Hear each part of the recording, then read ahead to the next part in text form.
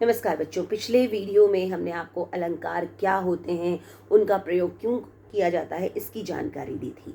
आज हम बात करने जा रहे हैं शब्द अलंकार कौन कौन से हैं और उनको कैसे पहचाना जाए। बच्चों, कक्षा 7वीं, 8वीं, 9वीं और 10वीं में अलंकारों में जिस प्रकार के प्रश्न पूछे जाते हैं उसमें होता है मुख्य रूप से पहचान और प्रयोग। पहचान के प्रश्न कैसे होते हैं? देखिए, अलंकार के उदाहरण दे दिए जाते हैं और आपसे कहा जाता है कि इसमें अलंकार कौन सा है उसको पहचानिए। तो इसके लिए आपको सिग्निफिकेंस पहचानना आना चाहिए, यानी कि आप कैसे पहचान सकते हो कि कौन सा अलंकार है। तो आपको हम बताते चलेंगे। सबसे पहले हम बात करेंगे शब्द अलंकार। शब्द अलंकारों में शब्दों पर विशेष जोर होता है। शब्दों के लिए आप विशेष ऐसे शब्दों की आपको जानकारी होनी चाहिए जिनके कुछ विशेष अर्थ होते हैं या जिनके बहुत सारे अर्थ होते हैं, जिनको हम अलग अलग कंडीशंस में यूज़ कर सकते हैं। ऐसे शब्दों की अगर आपको जानकारी है तो आप शब्द अलंकार का प्रयोग कर सकते हैं। मुख्य शब्द अलंकार कौन कौन से हैं? सबसे पहले बात करेंगे हम अनुप्रास। अनुप्रास अलंकार में क्या होता है? बच्चों, आपने बहुत से फिल्मी गाने सुने होंगे। एक बच्चों का बहुत ही प्रसिद्ध फिल्मी गाना है, पिंकू पकड़े पका पपीता, पकड़े पिंकू पका पपीता, पके पेड़ पर पका पपीता, पिंकू पकड़े पका पपीता। क्यों ऐसा गाना बनाया? ताकि बच्चों को अच्छा लगे। इसमें ऐसे शब्दों का प्रयोग किया जिसमें बार बार प प प प प आ रहा है। अब मैं आपको एक और एग्जांपल देती हूँ, जो आप बचपन से कई बार टंग ट्विस्टर करते हैं तो बहुत बोलते हैं ना आप लोग। चंदू के चाचा ने चंदू की चाची को चांदी की चम्मच से चटनी चटाई। क्यों इस तरह की वाक्य को क्यों बोला जाता है? आनंद आए, मज़ा आए। आपने ऐसे शब्द का इस्तेमाल किया। आप चंदू की जगह कुछ और भी इस्तेमाल कर सकते थे शब्द। चाचा चाची की जगह हम कुछ और शब्द ले सकते थे, जैसे अंकल आंटी। ठीक है, चंदू की जगह हम मंडू ले लेते, कुछ और ले लेते, तो वो मज़ा नहीं आता जो इस च च च च च को बार बार बोलने में आ रहा है। तो इस शब्द, इस वर्ण की वजह से, इस अक्षर की, इस लेटर की वजह से इस पूरे वाक्य में बड़ा एक कहते हैं ना, एक चमत्कार सा उत्पन्न हो गया है। तो इसलिए जब हम अनुप्रास अलंकार की बात करते हैं तो हमें देखना पड़ता है कि उस पंक्ति में, उस वाक्य में कोई एक ऐसा वर्ण है। वर्ण मतलब समझते हैं आप? अक्षर। इंग्लिश में हम कहते हैं लेटर, जैसे कि क, च, म, ट, अ, आ, ई। ठीक है, तो कोई ऐसा वर्ण जो बार बार आ रहा है, रिपीटेशन जिसका हो रहा है, आवृत्ति हो रही है एक से अधिक बार, एक बार नहीं, 2, 3, 4, 5, कितनी भी बार आ सकता है। ठीक है, बार बार अगर एक किसी वर्ण की आवृत्ति हो रही है, जैसे च, चा, जैसे चंदू के चाचा में हम पूरे लाइन को ले लेते हैं, चंदू के चाचा ने चंदू की चाची को। अब च, चा, ची, च के जो 3 रूप हैं, आ की मात्रा, ई की मात्रा के साथ, तो च वर्ण की आवृत्ति इसमें दिखाई दी है। इस तरह से ये अनुप्रास अलंकार हो गया। अब मैं आपको एक दूसरा अलंकार बताती हूँ जिसमें और भी आपको मजा आने वाला है। जी हाँ, इस अलंकार में ऐसे शब्दों का इस्तेमाल होता है जिनके एक से अधिक अर्थ होते हैं। ठीक है, मैं एग्जाम्पल बताती हूँ आपको। काली घटा का घमंड घटा। काली घटा का घमंड घटा। आप बताइए मुझे, इसमें कौन सा वर्ण, शब्द ऐसा है जो 2 बार आ रहा है? बताइए जल्दी से कमेंट बॉक्स में। बिल्कुल, घटा। जी हाँ, घटा शब्द। आपने सुना होगा, आसमान में काली काली घटाएं छा गई। ये घटा क्या है? घटा है बादल, पानी से भरे हुए बादल। ठीक है, जब आसमान में पानी से भरे हुए बादल छा जाते हैं तो हम कहते हैं घटाएं छा रही है आसमान में। और जब हम मैथ्स पढ़ते हैं तो हम कहते हैं कि 2 में से 1 को घटाओ, तो वहाँ पर घटा क्या है? वहाँ पर है घटा माइनस करो, कम करो। ठीक है, तो एक ही शब्द के 2 अर्थ हैं। घटा माने बादल, घटा माने कम करो। अब यहाँ पर हमने इस वाक्य में इन दोनों शब्दों को एक साथ लिख दिया, काली घटा का घमंड घटा, और दोनों ही शब्दों को एक साथ लिख तो दिया, लेकिन दोनों के अर्थ भी हमने अलग अलग निकाले। काली घटा यानी कि बादल, घमंड घटा यानी कि उसका घमंड कम हुआ। तो आपने समझा कि जब किसी अलंकार में, किसी वाक्य में ऐसे शब्दों का प्रयोग हो जो रिपीट हो रहे हैं लेकिन उनका अर्थ भी अलग अलग प्रकट हो रहा है। जैसे हमने आपको उदाहरण बताया, हम आपको एक और उदाहरण बताते हैं। 3 बेर खाती थी, पास्ट टेंस। 3 बेर खाती है, प्रेजेंट टेंस। ये कोई ऐसी महिला है जिसके बारे में बात कर रहे हैं जो बहुत डाइट कॉन्शियस हो गई है। पहले बहुत खाती थी, 3 बार खाती थी, दिन में 3 बार, सुबह दोपहर शाम। खूब खाना खाती थी, लेकिन अब वो सिर्फ एक पूरे दिन में 3 बेर खाती है। बेर जानते हो आप, छोटे छोटे से फल, मीठा मीठा सा फल होता है, तो 3 बेर वो सिर्फ खाने लगी है पूरे दिन में। तो डाइट कॉन्शियस हो गई है ना, जो 3 बार खाना खाती थी वो सिर्फ 3 बेर खा रही है। अब आप देखो इसमें बेर शब्द आया है जो 2 बार आ रहा है, और दोनों बार उसका अर्थ देखो आप, 3 बेर खाती थी, जो पूरे दिन में 3 बार 3 टाइम्स खाना खाती थी। यानी बेर शब्द का अर्थ क्या हुआ, 3 बार, 3 टाइम्स, है ना। बेर माने अवधि, समय, 3 बार। और दूसरा सेंटेंस जो प्रेजेंट टेंस में है उसका क्या मीनिंग हुआ, अब 3 बेर खाती है। यानी कि अब वो जो बार शब्द है उसका अर्थ, बेर शब्द का अर्थ क्या हो गया, फल, बेर का फल। तो आपने देखा कि कवि ने जानबूझ के बेर शब्द का इस्तेमाल किया। वो किसी और शब्द का इस्तेमाल करता तो क्या पता उसके 2 अर्थ होते कि नहीं होते, और हमें मज़ा आता कि नहीं आता। तो इसलिए जो यमक अलंकार होता है उसमें जानबूझ करके ऐसे शब्दों का प्रयोग किया जाता है जिनके अलग अलग अर्थ निकलते हों, बहुत सारे अर्थ निकलते हों। ये है यमक अलंकार। अब मैं आपको बताती हूँ श्लेष अलंकार। ये भी शब्द अलंकार है। इसमें भी आप देखना शब्द में कितना ज़बरदस्त चमत्कार आपको दिखाई देगा। श्लेष का अर्थ होता है चिपका हुआ या चिपकना। जब हम प्याज को, आपने देखा होगा प्याज को छीलते हो तो उसकी लेयर एक के बाद एक हटती जाती है, हटती जाती है, हटती जाती है, हटती जाती है, अंदर कुछ नहीं निकलता, है ना। तो उसी तरह से कुछ शब्द ऐसे होते हैं जिनको अगर आप अलग अलग सिचुएशंस में रख दो, अलग अलग सिचुएशंस में उनका प्रयोग करो, तो उनके अलग अलग अर्थ प्रकट होते हैं। जैसे एक शब्द मैं आपको बताती हूँ, पानी। ठीक है, पानी का अर्थ आप सभी जानते हैं वाटर होता है, हम सब जानते हैं। आप सोचोगे मैम कैसी बात कर रही हैं, पानी का तो एक ही अर्थ है वाटर। लेकिन अब मैं आपको पानी के और भी अर्थ बताती हूँ। कैसे, अगर हम ये कहें कि उस व्यक्ति का तो पानी ही मर गया।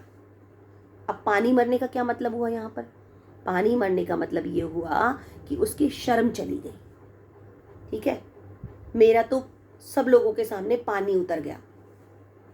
अब पानी उतरने का क्या मतलब, पानी भी कोई उतरता है क्या, पानी कभी मरता है कि, पानी इंसान थोड़ी है, पानी तो एक पदार्थ है। लेकिन यहाँ पर क्या कहा, मेरा तो पूरी सभा में पानी उतर गया। पानी उतरने का मतलब है इज्जत बिगड़ गई, ठीक है, अपमान हो गया। तो आपने देखा कि एक पानी शब्द जो है उसका अलग अलग सिचुएशन में हम अलग अलग अर्थ उसका समझ रहे हैं। जैसे अभी ये आप नाक देख रहे हैं, नाक है, ठीक है, नाक के साथ कितनी सारी बातें जुड़ी हुई है। नाक रगड़ना मतलब किसी की चापलूसी करना, नाक कटना बेइज्जती होना, नाक उठना सम्मान होना, है ना। तो इस तरह से एक ही शब्द के कितने सारे अलग अलग जो है अर्थ अलग अलग सिचुएशंस में निकल रहे हैं। शब्द एक ही है नाक, शब्द एक ही है पानी, लेकिन जैसे जैसे आप उसकी लेयर्स हटाते हो आपको उसके अलग अलग रूप प्रयोग दिखाई देते हैं। तो श्लेष में भी यही होता है। आप देखो अलंकार, मैं आपको उदाहरण बताती हूँ कि एक उदाहरण है इसका, रहीमन पानी राखिए, पानी बिन पानी सब सून, और पानी गए न उबरे मोती मानुष चून। रहीम पागल हो गए हैं, पानी पानी की बातें क्यों कर रहे हैं, क्या कहना चाहते हैं वो हमें? नहीं, बिल्कुल नहीं, वो बहुत समझदार हैं। वो हमें क्या समझा रहे हैं? रहीम कहते हैं रहीमन पानी राखिए, अपने पास पानी रखो हमेशा। कौन सा पानी? पीने का पानी। आप देखिएगा आगे क्या कह रहे हैं रहीम, कि रहीमन पानी राखिए, बिन पानी सब सून। पानी के बिना सब बेकार है, पूरी दुनिया बेकार है पानी के बिना। कैसे? कि इस दुनिया में जो पानी है उसका कई तरह से इस्तेमाल होता है, पीने के लिए भी होता है, सिंचाई करने के लिए भी होता है, लेकिन पानी का और भी इस्तेमाल है।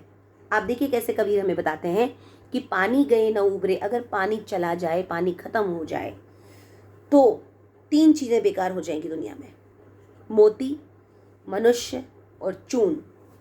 कैसे बेकार होंगे तीनों? देखो, मोती कैसे बेकार हो जाएगा पानी के बिना?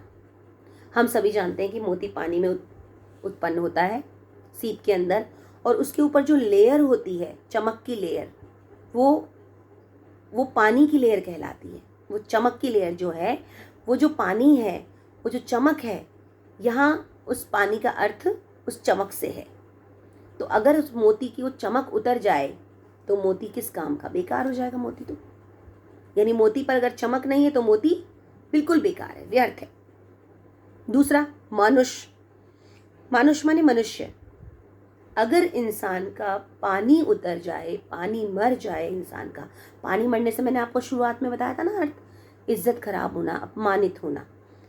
अगर इंसान की इज्जत चली जाए, उसका सम्मान चला जाए, समाज में लोग उसको बेइज्जत करने लगे, तो उस व्यक्ति का जीवन भी बिल्कुल बेकार हो जाता है। तो कबीर यहाँ पर पानी का मतलब क्या कहते हैं मनुष्य के जीवन में? इज्जत, सम्मान। ठीक है, तो मोती के संदर्भ में पानी का मतलब हुआ चमक, मनुष्य के संदर्भ में पानी का मतलब हुआ सम्मान, इज्जत। अब तीसरी बात आती है चून। कई लोग इसको चूना कहते हैं, कई लोग इसको चून कहते हैं, लेकिन हम चून के हिसाब से समझ लेते हैं, समझने के लिए हम मान लेते हैं कि चून। आप जानते हैं चून क्या होता है? जब हम गेहूं को बारीक पीसते हैं तो जो आटा बनता है उसको हम चून भी कहते हैं। आपने कभी देखा है सूखे आटे का इस्तेमाल होता है किसी चीज़ में? बिना पानी मिलाए या बिना उसमें लिक्विड मिलाए आप उसको किसी काम में ले सकते हो? बिल्कुल नहीं ले सकते, वो किसी काम का ही नहीं रहेगा। इसलिए चून जो है बिना पानी के बेकार है। भले ही वो हमारा पेट भरता है, भले ही वो हमारे लिए बहुत ज़रूरी है, लेकिन पानी जब तक उसमें नहीं मिलाएंगे तब तक हम उसको किसी भी खाने के लिए योग्य नहीं बना सकते। तो कबीर ने हमें 3 सिचुएशन बताई और तीनों सिचुएशन में पानी के अलग अलग अर्थ बताए। मोती के सिचुएशन में पानी का मतलब हुआ, पानी शब्द का मतलब हुआ चमक। रहीम कहते हैं ना, रहीम न पानी राखिए बिन पानी सब सून। तो रहीम मोती को क्या कह रहे हैं? तुम भी पानी रखो, पानी मतलब चमक रखो, वरना तुम्हारा जीवन सूना है, बेकार है। रहीम कहते हैं मनुष्य को, तुम भी पानी रखो, यानी इज्जत रखो, अगर इज्जत नहीं है तुम्हारा जीवन बेकार है। रहीम चून को कहते हैं कि तुम भी पानी रखो, अगर तुम्हारे साथ पानी नहीं मिलेगा तो तुम्हारा जीवन भी बेकार है, किसी काम नहीं आएगा। तो इस तरह से रहीम कहते हैं कि 3 सिचुएशन में पानी की उपयोगिता है और उन तीनों का जीवन बिना पानी के बेकार है। अब ये पानी वाटर वाला पानी नहीं है, मैंने आपको तीनों के संदर्भ, तीनों के अर्थ बताए कि मोती के लिए पानी क्या है? चमक है। इंसान के लिए पानी क्या है? इज्जत है। और आटे के लिए पानी क्या है?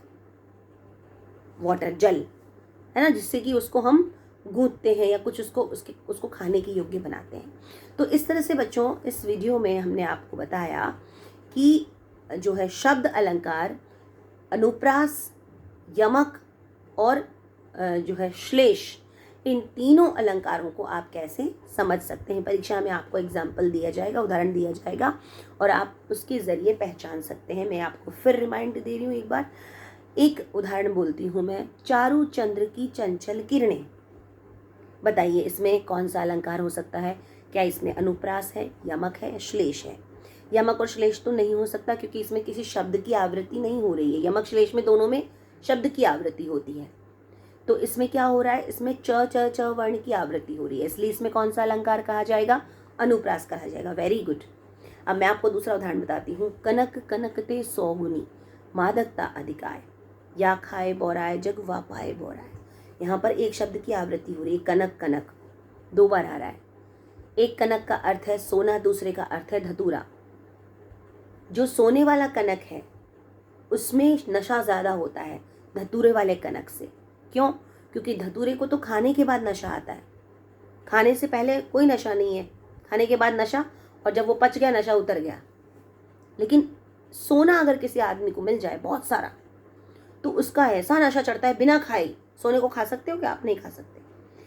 तो बिना खाए उस सोने का ऐसा नशा चढ़ता है, आप इतने अभिमानी हो जाते हो, घमंडी हो जाते हो कि आप जो है किसी को कुछ समझते ही नहीं। तो यहाँ पर एक शब्द की आवृत्ति हो रही है और अर्थ अलग अलग है, 2 बार, दोनों बार अर्थ अलग अलग है। कौन सा अलंकार होगा? अनुप्रास, यमक या श्लेष? अनुप्रास तो हो नहीं सकता है ना, क्योंकि यहाँ पर शब्द की आवृत्ति की बात हो रही है, वर्ण की आवृत्ति की बात नहीं है। तो या तो यमक है या श्लेष है। श्लेष इसलिए नहीं हो सकता क्योंकि इसमें सिचुएशंस की बात नहीं की गई है, इसमें सिर्फ एक शब्द के 2 अर्थ प्रकट हो रहे हैं। ठीक है, तो इसलिए ये कौन सा अलंकार है? बिल्कुल ठीक कहा आपने, होशियार हो गए हैं सब लोग, यमक अलंकार। शाबाश। एक और उदाहरण बताती हूँ आपको। मंगन को देखी पट देत बार बार है। मंगन मतलब भिक्षुक, भिक्षा मांगने वाला। 2 तरह के भिक्षुक होते थे हमारे यहाँ पहले। एक तो जो कोई कामकाज नहीं करते और भीख मांगकर अपना जीवन चलाते हैं, हट्टे कट्टे होते हैं, जो काम कर सकते हैं लेकिन नहीं करते हैं, ठीक है। दूसरे भिक्षु वो जो जिनका पालन पोषण करना समाज का दायित्व होता है। क्यों? क्योंकि वो या तो किसी आश्रम में ऋषि मुनि ऋषि महात्मा होते हैं, या किसी देवालय या धार्मिक स्थल पर जो पुजारी वगैरह होते हैं वो होते हैं। तो उनको तो सब भिक्षा देते हैं, यानी उनका जीवन का लालन पालन की जिम्मेदारी हम पर है, इसलिए हम उनको खुशी खुशी जो भी है दान करेंगे। लेकिन जो भिखारी अगर हमारे घर पे आ जाएगा तो हम उसको दान नहीं करेंगे, क्योंकि हम कहेंगे कि ये तो खुद भी कमा के खा सकता है, ठीक है। तो अब ये वाक्य समझिए पूरा आप। मंगन को देखी पट देत बार बार है। अब यहाँ पर मंगन और पट दो शब्द हैं, ध्यान दीजिएगा, इनकी आवृत्ति नहीं हो रही है, लेकिन सिचुएशन दो है। जब हम इस वाक्य को पढ़ते हैं तो हमारे सामने दो दृश्य आते हैं। एक घर के दरवाजे पर मंगन यानी भीख मांगने वाला खड़ा है। उस घर की महिलाएं क्या करती हैं? पट देती, बार बार उसको देख के दरवाजा बंद कर लेती। पट माने दरवाजा, मंगन माने भिखारी। जब भिखारी आता है दरवाजा बंद कर लिया जाता है। दूसरा दृश्य देखिए कि जब द्वार पर कोई भिक्षु आता है, कोई धार्मिक अनुयायी या सन्यासी आता है, साधु सन्यासी आता है, तो पट देती बार बार। पट का अर्थ यहाँ पर हो जाएगा वस्त्र, दरवाजा नहीं है। पट का अर्थ है वस्त्र। तो वो जो महिला है वो दरवाजा बंद नहीं कर रही, बल्कि उसको पट देती बार बार, यानी उसको वस्त्र का दान करती है। आप देखिए दोनों सिचुएशन में दोनों शब्दों का अर्थ बदल गया। पट शब्द ने एक जगह अर्थ दिया दरवाजा, दूसरी जगह अर्थ दिया वस्त्र। तो हमने देखा दो अलग अलग सिचुएशन में एक ही शब्द का अलग अलग अर्थ प्रकट हो रहा है। जैसे पानी का अर्थ 3 सिचुएशन में अलग अलग आया था ना, मोती के लिए चमक, इंसान के लिए इज्जत और चून के लिए पानी। तो इसी तरह से यहाँ पे पट शब्द का दोनों सिचुएशन में अलग अलग अर्थ है। भिक्षुक के लिए जो है वस्त्र, और भिखारी के लिए जो भीख मांगता है उसके लिए दरवाज़ा। तो आपने देखा कौन सा अलंकार है? जल्दी से कमेंट बॉक्स में लिख के बताइए। बिल्कुल सही, आप लोग सब समझ गए हैं मुझे लगता है, यहाँ श्लेष अलंकार है। तो इस पूरे वीडियो में आपने अनुप्रास, यमक और श्लेष अलंकार को बहुत अच्छे से समझा। नेक्स्ट वीडियो का इंतजार कीजिए, लेकिन उससे पहले वीडियो को लाइक कीजिए, चैनल को सब्सक्राइब कीजिए, ताकि आपको मिलती रहे यहाँ वैसी ही और जानकारियाँ। धन्यवाद।